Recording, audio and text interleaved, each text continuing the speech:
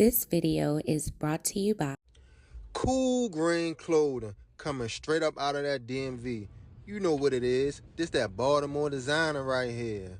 Come on now, come and show some love and show some support. Go online right now, coolgreenclothing.com, and make your purchase. Oh yeah, by the way, if you ain't cool and getting the green, you're in the way, and that's just basic. What's going on, YouTube, fam? This your boy Tony 2 times, and we back with another episode of the Baltimore Way, man.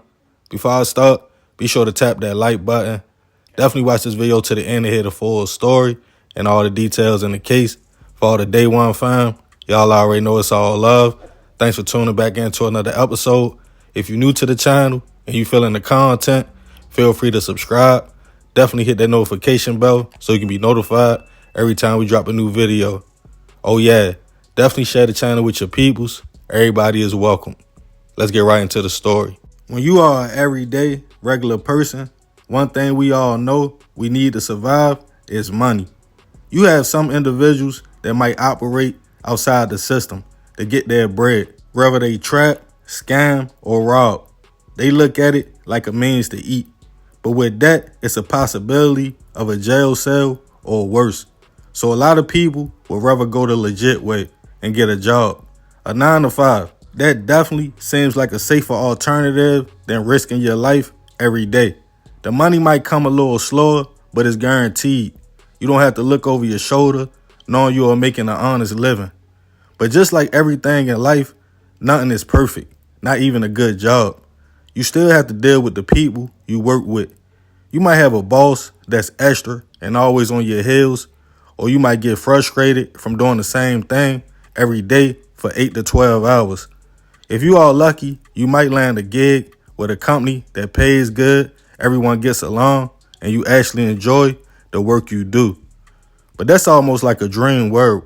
In reality, even though most of us have to work, nobody really likes waking up, leaving the comfort of their home to punch a clock and deal with other people all day. And sometimes our frustration can rub another coworker that's just as frustrated as you the wrong way. Now you have an enemy at work, somewhere that's supposed to be safe and a means to feed your family. And just like the streets, if every day you see a person, y'all go back and forth, tick for tack, eventually one of the individuals gonna want to get it off their chest. But when something builds up day after day, you never know how far a person will go to eliminate a threat. And on this episode of the Baltimore Way, we'll take it all the way back to 2015 to discuss a work beef between co-workers that went left, causing one man to do the unthinkable. Back in 2015, Christopher Harris Jr. was a 29-year-old man living and working in Baltimore. Christopher had a little past and a few run-ins with police with charges like assault and arson. So when he landed a good job that didn't care about his criminal history, he was happy. As time went on at the company, Christopher and another co-worker would start bumping heads for whatever reasons. It was a young man from Middle River named David Campbell. David was a little younger. At 22 years old, the two men would have words almost daily with each other. But other co-workers would laugh it off and think the men were bluffing and just cracking slick on each other to kill time. But on December 4th, 2015, a few weeks before Christmas, things would take a turn. It was a normal work day for Christopher, David, and another co-worker, 25-year-old Sean Scarency. The men were all heading out for a work assignment. In total, it was 4 co-workers who left in 2 different vehicles. The car that Christopher and Sean were in ran out of gas on Pulaski Highway, so the men walked to a nearby gas station to fill up 2 gas cans. David was in the other car, and other work crews were nearby that worked with the men.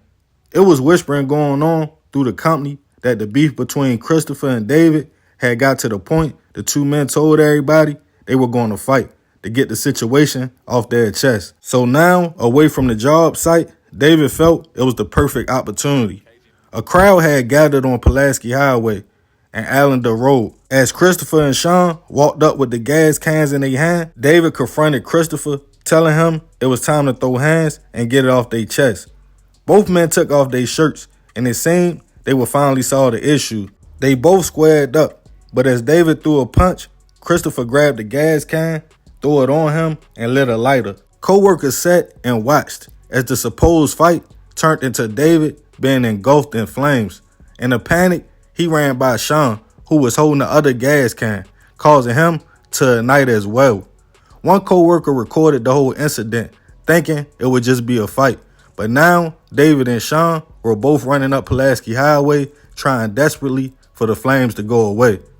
Co-workers called Baltimore County Police, who responded to the scene to find both Sean and David badly burned. One of the men on 60% of his body and the other 90%.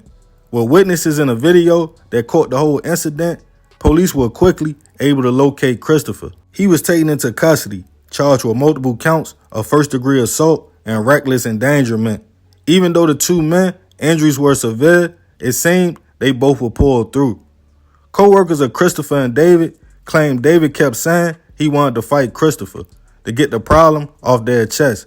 But the day Christopher finally agreed to fight, this happened. Most felt he probably never attended for a fair fight in the first place. Unfortunately for Sean, he was caught right in the middle of the beef. Months would go by and Christopher would go to trial as the two men were still healing from their wounds. With video evidence and co-workers' testimonies, the case would be open and shut, and Christopher was sentenced to 25 years in prison for the assault. But unfortunately, after 400 days in the hospital fighting for his life, David would pass away from his injuries on January 7th, 2017. That led to Christopher being hit with first-degree hit charges, being that David passed away from complications from the burn wounds.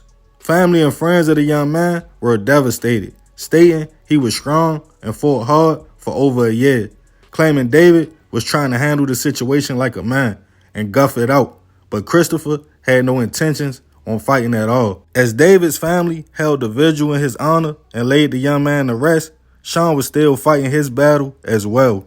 And a few months after David, he too would unfortunately pass away, 17 months after the initial incident.